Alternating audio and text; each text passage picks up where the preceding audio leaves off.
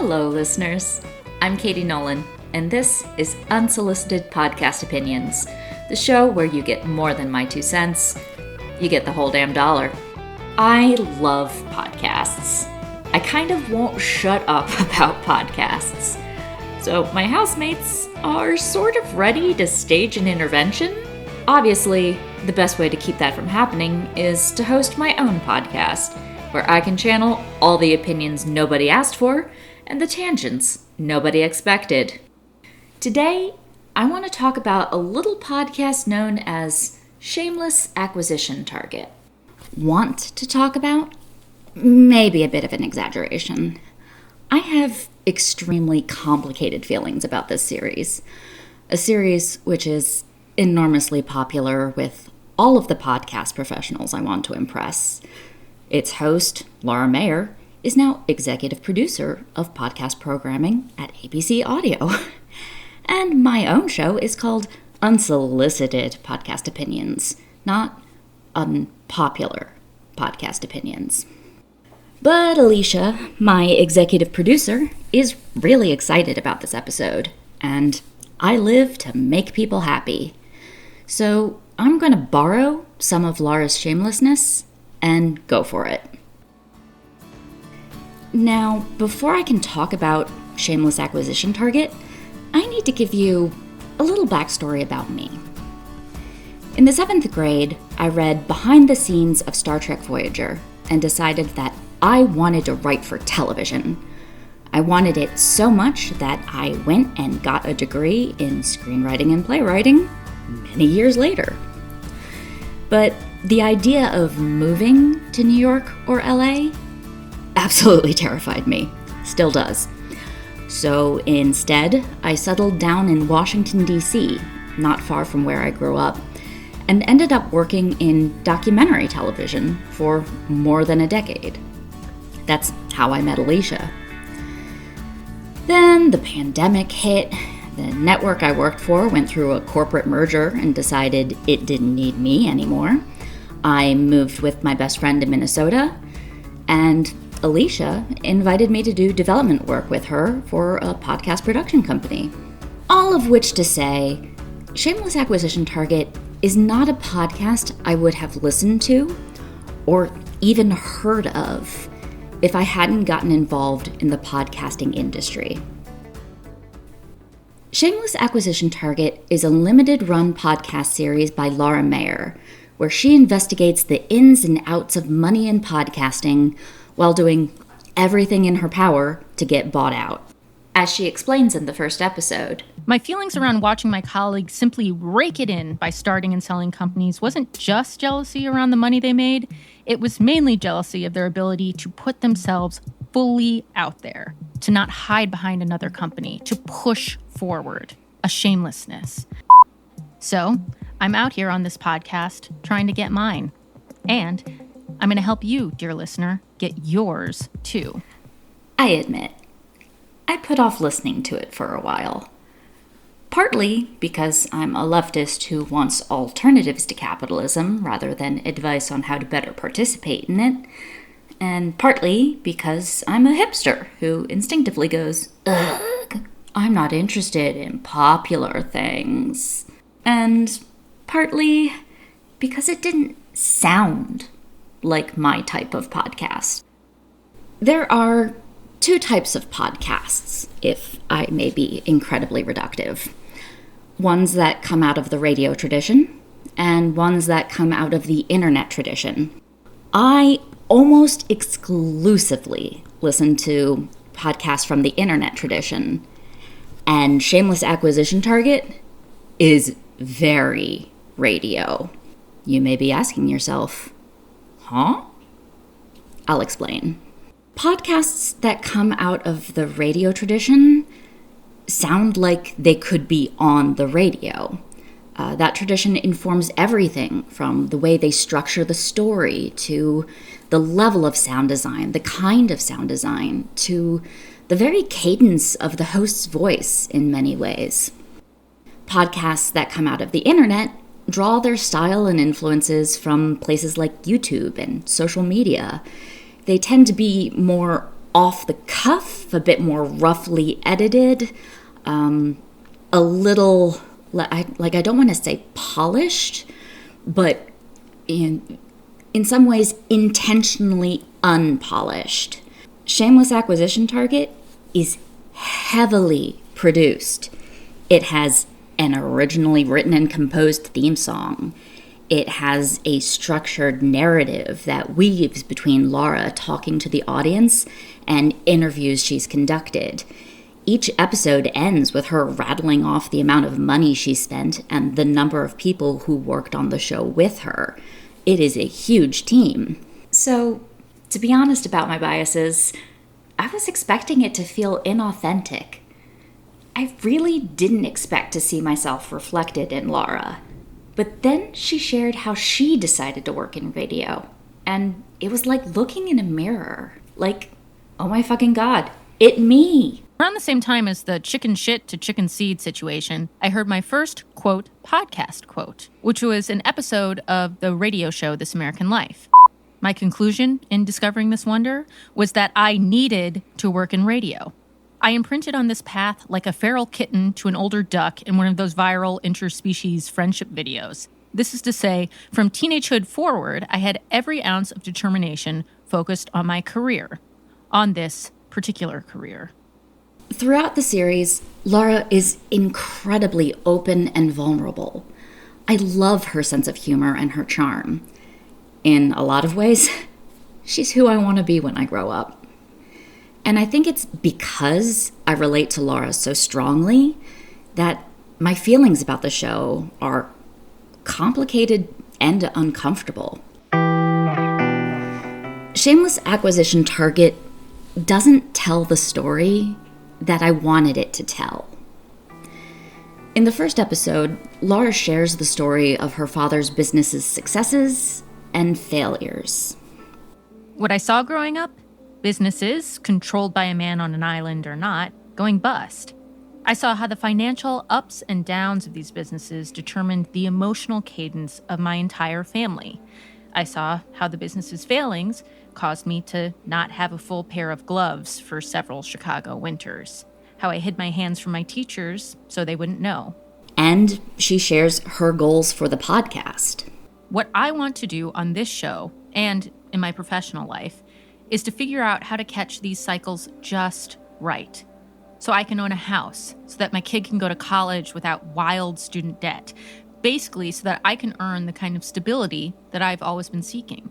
This was the first sign that Laura and I have very different ways of looking at the world. I am a radical leftist with a bone-deep skepticism of capitalism.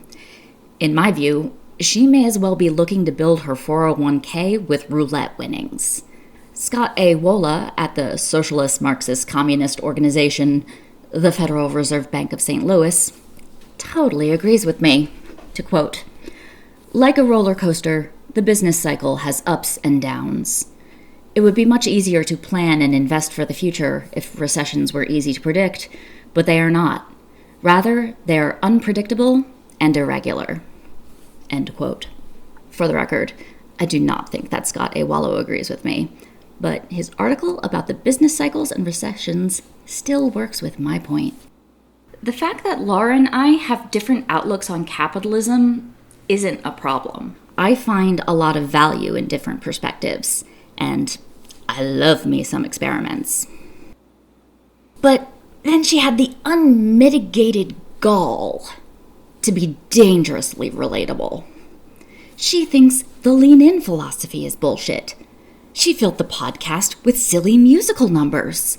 I live, die, and live again for silly musical numbers. So a part of me kept expecting that she would tell the kind of story that I would have told in her shoes. I kept forgetting that she isn't me, and she has her own way of interacting with the world. Throughout the series, she tells stories about the misogyny she's encountered in her career and systemic issues that plague our industry. And yet, she never outright names them. It's very wink, wink, nudge, nudge. You know what I mean, ladies. episode 2 of the show, I made a t-shirt featuring Eleanor Roosevelt wearing a black Founders-style turtleneck, holding a tiny iPhone like a vial of Theranos blood. This offended someone involved with the actual podcast I was referencing.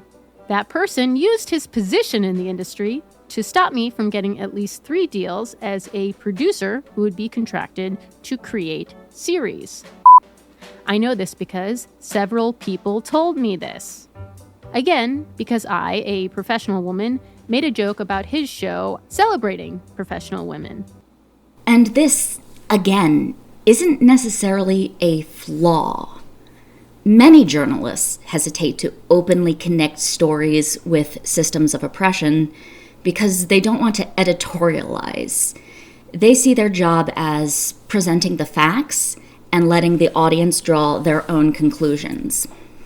This is also what kind of frustrates me about journalists. I personally don't believe that true objectivity is ever really possible, and trying to be objective is lying to yourself and your audience. What I believe and what I try to practice is that we have to be open and honest about what our perspectives are, what framework we're using to understand the world. And then we need to draw conclusions with which audiences can either agree or disagree, but they know where we're coming from. Which I guess means that I actually do think it's a flaw, but it feels unfair to call it a flaw when it's part of a long-established tradition and journalistic code of ethics. And in the end, when she concludes her journey, she takes away this. Like Charlie and Grandpa Joe, I was often scolded or marginalized for drinking the fizzy lifting, meaning for doing my job well, and especially for daring to be myself while doing it. So I'd learned to be some different version of myself at work. I learned to make my authentic self as small as possible professionally, to avoid punishment. This smallness, this inoffensiveness, may have served my career in the short term, sure, but it also erased me. This show has made it impossible for me to hide who I am to other people. In this series, I've made a declaration to you all about how much I care, how hard I work. Being a hard-working care-hard, a try-hard loser, it may be cringe, but that's just who I am. It left me hollow. On the one hand, being your authentic self is an act of radical resistance. There is incredible power to owning who you are, being open and vulnerable and proud. I think there are a lot of people who will take comfort and courage from her. It's one of the reasons I connect so strongly to her.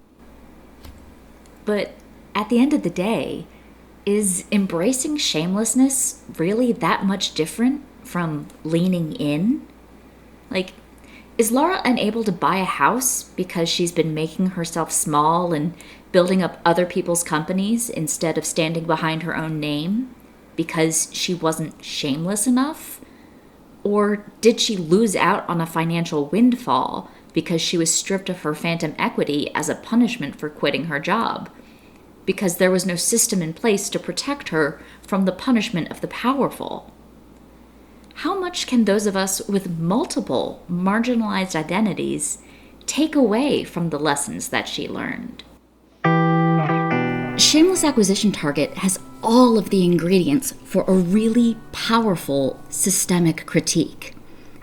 I can see a journey from assuming that I just have to be more shameless to recognizing the barriers and flaws inherent in the system and then developing a vision for what a better system might look like. So much of it is already there. In episode 2, she talks about the economic forces behind new podcasts all sounding the same. In episode 3, she sees how TV brings in big money, but puts people in power who don't understand or care about podcasting as its own art form. These are great bones. And then in episode 4, she interviews people whose work has been acquired, but misses an opportunity to explore the dark side of acquisitions. While that episode of her podcast came out before Spotify axed 11 of the podcasts it had acquired, there have been other disastrous acquisitions she could have covered. I will refrain from ranting about the Viacom-CBS merger, because that's TV and not podcasts, but trust and believe that I have feelings about it. Her celebration of try-hard losers and Shark Tank entrepreneurs in episode 5 reminded me kind of uncomfortably of an entrepreneurship class I took. It valorized the entrepreneurs who built businesses in order to sell them for profit, and kind of poo-pooed the so-called lifestyle businesses that some entrepreneurs create just to earn enough money to live. As someone who just wants enough money to live and collect Monster High dolls, I felt kind of unwanted. But episode 6 was my biggest disappointment and frustration. I cringed throughout the entire interview with Ira Glass. It felt like a masterclass in why you shouldn't meet your heroes. To me, he sounded like he didn't want to be there and didn't care about what she was doing. The interview content also didn't really add anything valuable to the narrative by that point. We were in the conclusion, and it was very disconnected from the rest of the series. There probably is useful material in talking to Ira Glass about how he structured This American Life as a business, but not at the end of the series. Nothing was building to that point. So, like I said earlier, my feelings are complicated. I have ideological disagreements. I also have to be honest and admit, I am horrifyingly jealous of Laura's talent and success. I resent Laura. I want to be Laura. I would cut off my right leg to work with Laura.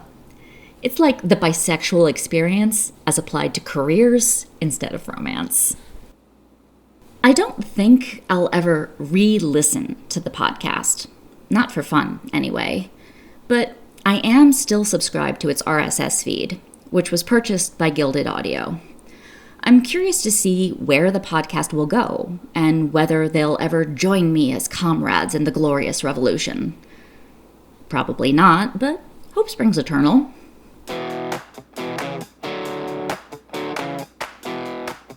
I will now shamelessly ask, are you subscribed to Unsolicited Podcast Opinions? You get a fresh batch of steaming hot podcast opinions every other week. And if you opt for a paid subscription, you'll get exclusive behind-the-scenes material and even more opinions. Just go to unsolicitedpod.com. You can also share your own opinions by emailing Katie at unsolicitedpod.com. Unsolicited Podcast Opinions is written and produced by yours truly, who shamelessly put their name in their company, Katie Nolan Studio. It's executive produced by the wonderful and talented Alicia Green. Say hi, Alicia. Hello, Katie. Until next time, dear listener.